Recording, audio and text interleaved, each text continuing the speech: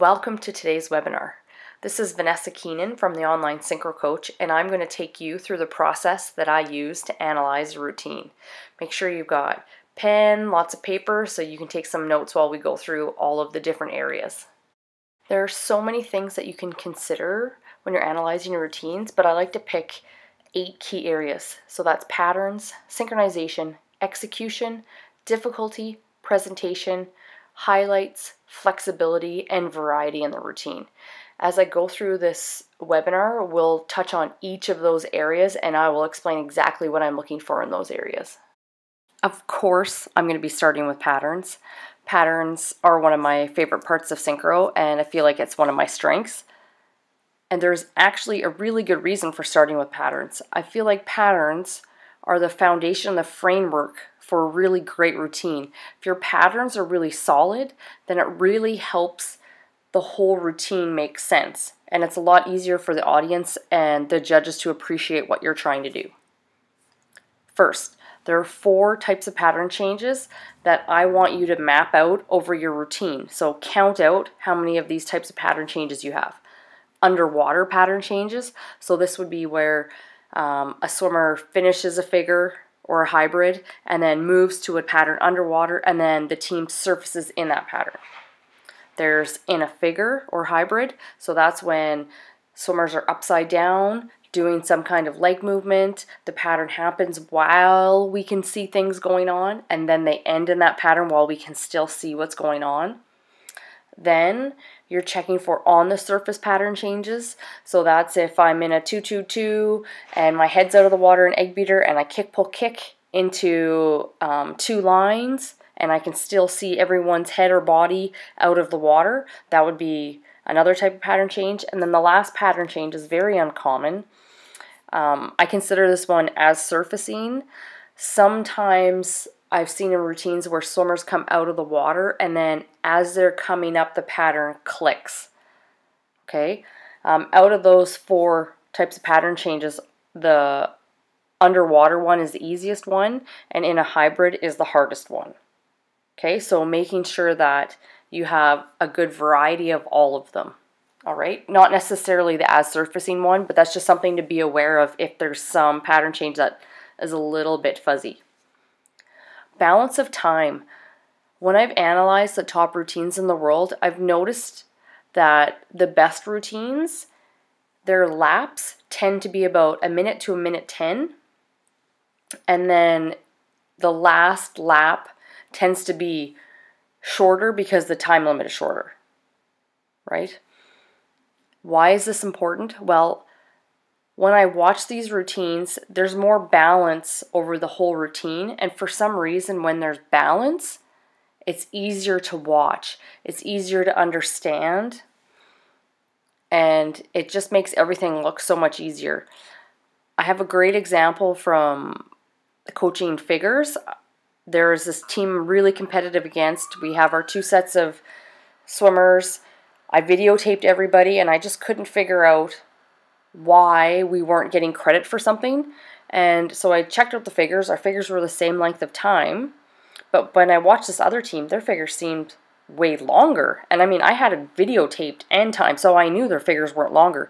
But what I noticed was my swimmers had faster and slower parts, so the balance of their timing over the whole figure wasn't balanced, it wasn't the same, so it gave the illusion of it being off.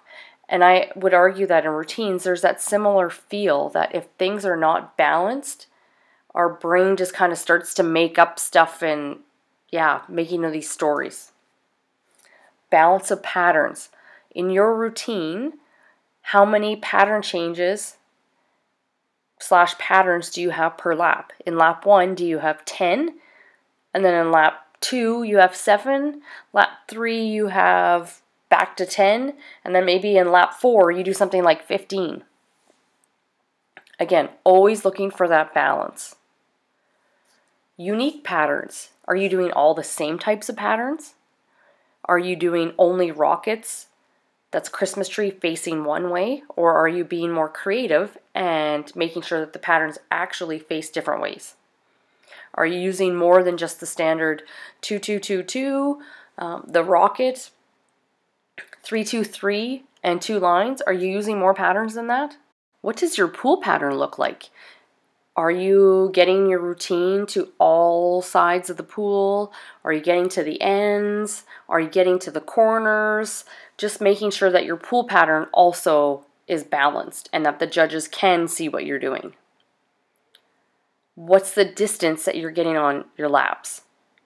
Does it look like you're finishing your lengths? Are you finishing your widths? Maybe some widths you're not finishing, other ones you are, so being aware of that. There's also the synchronization of the moving and clicking into pattern. This is really important because the patterns, I think, almost come first. So if the pattern's not clear, then it really is going to throw other things off. So make sure that when a judge looks at your routine, they can see exactly what they're supposed to see, and then they can focus on everything else. And sometimes that means they can focus on how great your hybrids are. They can focus on how great your synchronization is. If your patterns are off, it's a distraction. What I really love about tracking patterns and all the things to do with patterns is it's not subjective. The number of pattern changes you have, how long your laps are, these are all very measurable criteria that you can write out, and it's hard to argue with that. So look at your patterns, right? And if you have 20 pattern changes in lap 1 and 5 in lap 4, it's pretty obvious what you need to do, right? And that's the great thing about this part of analyzing your routine, is that you get some clear data and you can go with that and fix your routines. Right? Beyond that, if you're more advanced or your high-level team, you might actually even go to other routines and see how many laps they're doing, how many pattern changes per lap are they doing, what kind of pattern changes are they doing, what types of patterns are they doing, right? So you can take this analyzation as far as you want to. For me, synchronization is the next priority. That might seem fairly obvious, I guess. But what you're really looking for is the unders. Does the team go under at the same time? Do they surface at the same time? These little details affect so much, right? The leg movement. So in their hybrids, is that synchronized? Our movements, obviously, are those synchronized? Propulsion. Are they moving around the pool the same? When you analyze your routine, I wouldn't actually write down how many times they did something off, but maybe you could, you could, but maybe you do something more general, right? Like lap 1, you could give your unders a score out of 10.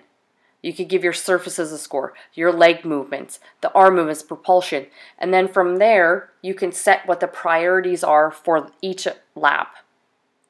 Because every lap is probably going to be different, right? There's a lot of energy in the beginning of the routine. Maybe at a competition, there's nerves, so that might throw off synchronization. Whereas people are tired at the end of the routine, so you'll have to look at your routine, and then when you analyze the synchronization, you can take that information and see maybe the synchronization is becoming lower at the end because of endurance. So then you have some information there to allow you to change your training to help synchronization.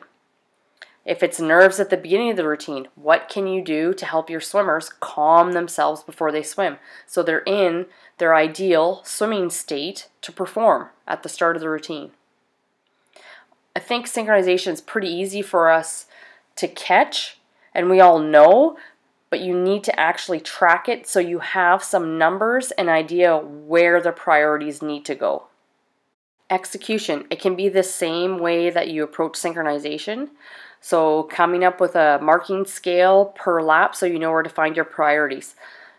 The big things I look for: height, single leg, double leg, ballet legs, egg beater, alignment. So are they actually square when they're doing a crane or a fishtail? How are their splits? What does the thrust look like? Patterns, talked a lot about that.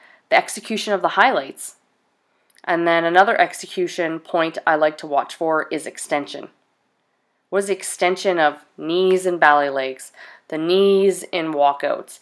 The knees in, doesn't really matter, in anything. How are the feet? Maybe your team has an issue with unders. Maybe they do a crane joint to vertical, beautiful lines, and then as they get close to the bottom, they're bailing on their extension as they disappear. These are little things that you can look at over the routine, and sometimes, depending on the level you swim at, for high-level athletes, that little tiny little thing might be the difference, right? Because sometimes you can lose by 0.001. Okay, so for execution, again, use some kind of system, scoring system, so you know which laps that you want to focus on, or maybe it's certain figures, maybe it's different placement, and then that might even guide you to find different choreography ideas based on where these errors are happening. Because if there's execution problems, sometimes as the athletes are doing something and they need to be coached to do it better, other times it's just for whatever reason, maybe they're too tired at that point of the routine, or maybe there's a pattern change that's strange going into it, and that's affecting the execution. So there actually needs to be a choreography change to help your swimmers be able to execute that. So when you analyze your routine, you'll be able to go through that and see what's causing the issues that you're having. Okay, it's not just about doing something better, it's why is this off? Difficulty. This one might be harder for some of you to judge on your own. I highly recommend going to the FINA manual and seeing how different movements rank according to their difficulty. Balance. So is the difficulty balanced over the routine, or is lap 1 really hard and then it gets easier towards the end? Or maybe lap 1 and 4 are really hard, but the middle is kind of whatever, right? Like, let's just make it till we get to the end to impress the judges again. Pattern changes. Are the pattern changes all really easy? Do you have any under or in hybrid pattern changes? Do you have pattern changes? Difficulty also increases the faster you do pattern changes, the closer swimmers are together. Do you have risk moves? So this could be highlights, it could be partner moves, it could be the hybrid you do, it could be a pattern change. Your highlights, are they easy highlights, harder highlights? How many people are involved in them? How quickly do they happen, right? That also contributes to difficulty. Sustained height, right? Holding a height. Is it single leg, double leg? Are the swimmers getting out really high? Are there spins at the end of a figure?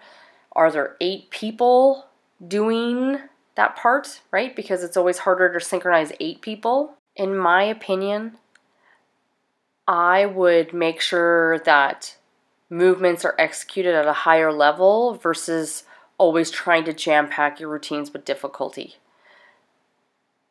Because when you watch the routine, it needs to look good to get credit. Now, I get the difficulty coaches or judges might nail you for lower difficulty, but my opinion is that we need things to be executed at a high level and then bring in the difficulty. I'd love to hear other people's thoughts on that. Feel free to send me a message, get a conversation going on Facebook.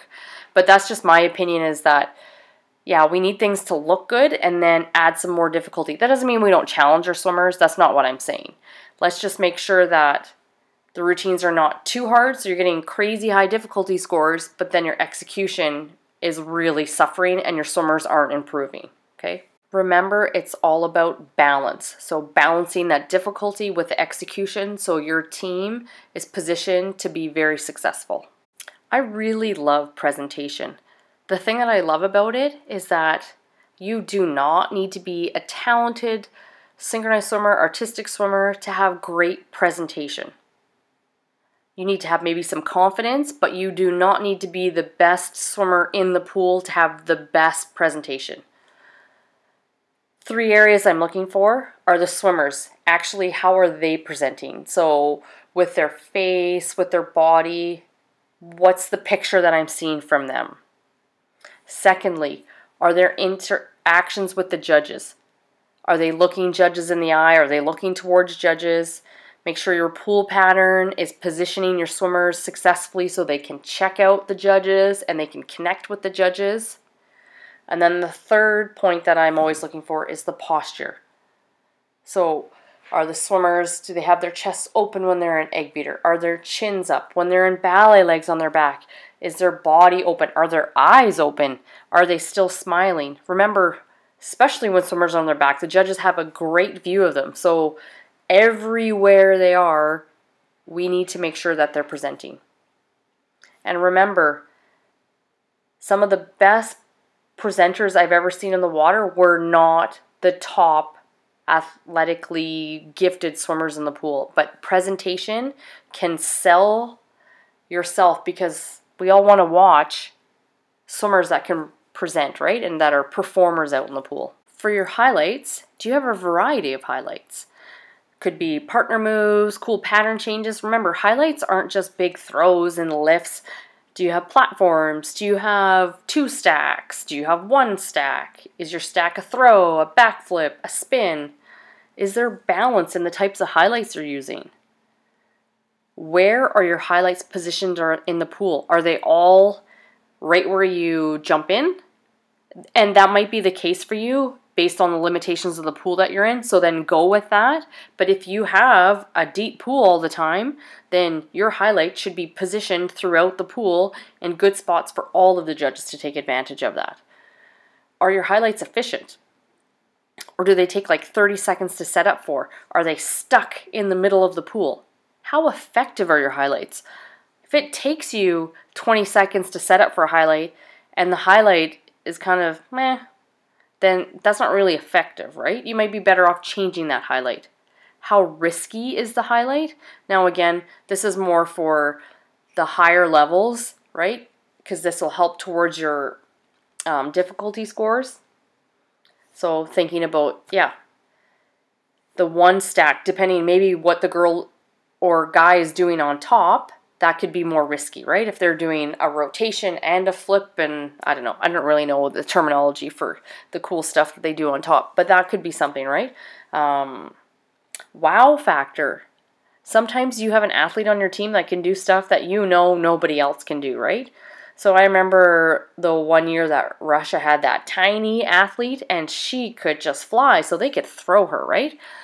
Other teams have had someone really flexible so they can take advantage of that person's strengths. Okay, so when I'm looking at the routine, I'm just making sure that the highlights that are being done are effective and worth it, aren't taking up too much time, making sure that the judges can all see it, it's in a good spot in the pool. And ideally, if we can get, variety of highlights and not just being these big throws. I really enjoy a good pattern change, a really cool hybrid. You know, I remember different types of highlights, not just the big throws, right? For flexibility, what I am looking for is, again, it comes back to that balance, right? So your team might not be good at splits, but you should probably have some type of flexibility move in the routine just to balance off a routine, right? If you have a team that's awesome at verticals and spins, for sure take advantage of that. But you also want to show that there's other sides of the sport, and there you're going to be taking a bit of a risk because your swimmers aren't as good at it, but that's something that your routine needs to have. And flexibility doesn't just have to be splits. That's kind of the most obvious, I guess. But it could be different positions. You know, like a bent knee surface arch is a flexibility move. Could be the arm movements. It could be in a highlight, right? It could be in some partner moves. Maybe you have 4 swimmers that are really flexible, so you could take advantage of adding some more flexibility in that way, okay? Analyze the variety in the movements. How do you get into hybrids? How do you get out? How are you doing the propulsion to get in and out of different patterns? What's the timing? Are you doing everything at the same tempo? Do you have faster parts, slower parts? Even within a hybrid, is there tempo changes? How much variety is there in your patterns? Like we talked about at the beginning, go back to the beginning and go through the patterns part and see where you're lacking variety, or maybe you're great. How about the choreography? Is your choreography very similar? Do the hybrids all have that same feel? Perhaps when you're doing pattern changes, the team is always doing a similar type of thing. So it could be that they're always doing kick, pull, kicks in all their pattern changes. Just making subtle little changes can increase the variety in your routine. It's great that you've done all this analyzation up to this point, but it doesn't matter if you don't prioritize what you need to do with that information. The 3 areas that I prioritize are choreography, technical priorities, and training priorities. So for choreography, you can only pick a few things. What, if you changed it, would have the greatest impact on your routine? What would help the execution scores go up, the difficulty go up? Anything. Think about what will make your routine better if you changed it. What are your technical priorities? What do you actually need to do training-wise of technique to get that routine better? Is it support skull drills? Is it maybe spin technique? What is it that you need to do to take your routine up? Then there are training priorities. Perhaps there's endurance problems. Maybe there's breath holding problems. Again, all of this information that you did from analyzing will help you set the priorities that you're going to follow through in your practices. Okay, this is the key part. I cannot say that enough. You need to prioritize what you are going to do in your training following analyzing your routine. Okay, if you're at the end of the season, well, maybe you'll have a little bit of a different focus. But it's really important that you know what needs to be done for your group of athletes. And maybe this part is a bit harder for you to pick out what would have the biggest impact. So in that case, I would find a mentor coach, a head coach, somebody that you trust their opinion. Go find some judges, and you could ask them, in your opinion, and walk them through what you're debating, changing or not changing, and see if they can also help you get clarity on what should be changed. So I just went to YouTube and I found an American routine from, I think they're from Stanford. So I just went through 2 laps of their routine, just giving you an idea how I work through analyzing a routine. Now, mind you, I don't ever just go through a routine once. I go through it multiple times because there are different layers to capture. But I'm just showing you how I verbalize going through a routine. The first thing I do when I watch a routine is I actually turn the music off, and then I watch it one time through or partly the way through so I can see if there's any trends that are starting off right from the beginning of the routine. And when I watch this one through, I already got the sense that when I watch this one, I'm going to be looking for 8-person parts together and parts that aren't highlights. There's a ton of highlights, whether it's real highlights, just partner things. Anyways, we'll take a look here and we'll start pointing out stuff. So this setup's a tad long. I'd make a note of that. And then it's just a boost, so it's kind of like, is that worth it? So this is still another highlight. This is kind of first real pattern for the team. Little mini figure. Again, we've got 4 and 4 going on. We've got another highlight. Quite a long time for the setup. But it's nice how that transition, lots of people came up quickly. Again, we don't have much 8 and 8 going on. A lot of highlight, highlight, highlight type movements. And it's hard to track patterns when the routines look like this. Again, another long setup. Was it worth it because that was pretty cool highlight, pretty high? Now we've got 8. But then again, it changes right away. We've got a pattern change. Right, still don't have all 8 again. Had all 8 for a second, another pattern change. Another highlight.